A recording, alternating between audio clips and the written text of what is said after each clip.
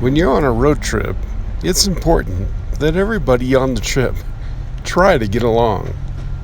And when they don't, well, you just have to do the best you can.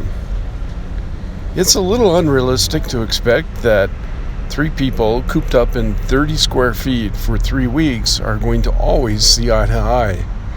And in our case, we sure didn't.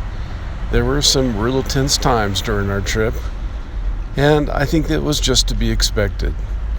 But the question is, once tense times erupt, what do you do with them? How do you manage them? How do you get along with people when everybody in the car is kind of mad at everybody? And, well, that's kind of the topic for today's video. Let's start out with the proposition that a road trip is for everybody. We're all on the same trip. We all have common goals. We're going to see a certain area of the country. But everybody has their own thing they want to do. Some people like hot springs. Some people like waterfalls. Some people like the ocean. Some people like to camp. Some people like bike camping. There are a lot of things to do, and to me, the most important thing is try to help each person do exactly what they want to do. Whatever it is their dream vacation is, that's what we're going to try and do. When disputes arise, you try to talk through them. You sure don't want them to blow up and become something big that shouldn't have been big in the first place. After all, we all have our own personalities, our own desires, our own thoughts, and we're not always going to be on the same page. We're going to try, but it may not always work. Sometimes I think you just have to let things cool down and let people have their space.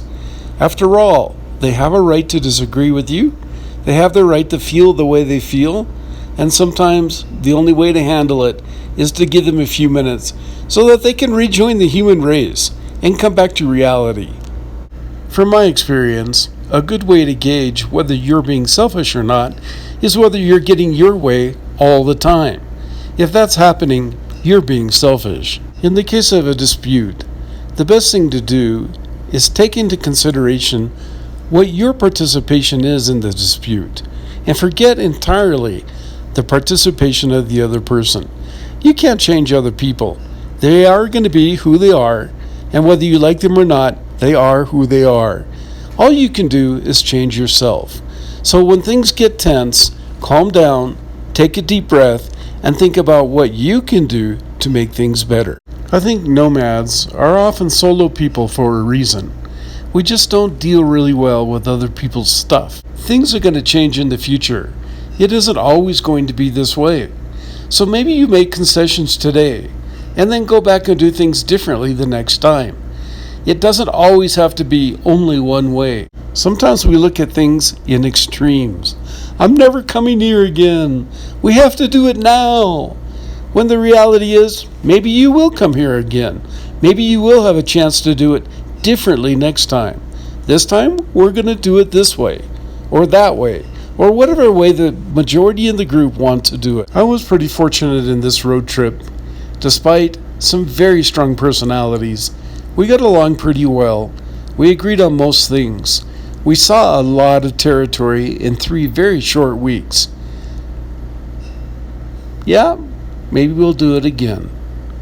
Well, this is Tim Painter for The Van Life, wishing you all the best.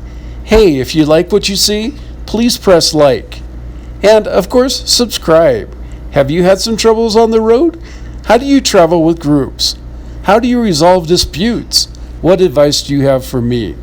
And, of course, the page survives on subscriptions. If this is your first time here, please subscribe and hit that little bell thingy. That way, you can decide whether to watch my next video or not. If you don't hit the bell, well, you might not even know I posted. Well, this is Tim Painter for The Van Life, wishing you all the very best. I hope to see you out there. Have a good night. Bye-bye.